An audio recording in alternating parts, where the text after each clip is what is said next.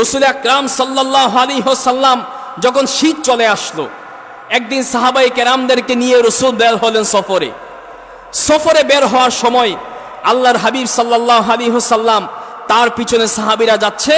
রাসূলুল্লাহর হাতে রাসূলুল্লাহর লাঠি মোবারক, রাসূল লাঠি দিয়ে বড় করে হাঁটতেন, এটা ছিল রাসূলুল্লাহর একটা সুন্নাহ।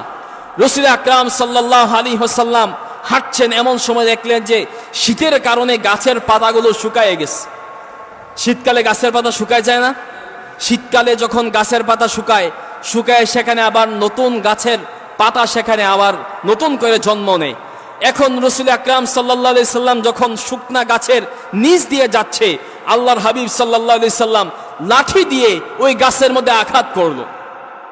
আঘাত করার সঙ্গে সঙ্গে গাছের মধ্যে যে শুকনা পাতাগুলো ছিল সেগুলো ঝরঝর করে পড়তে লাগলো।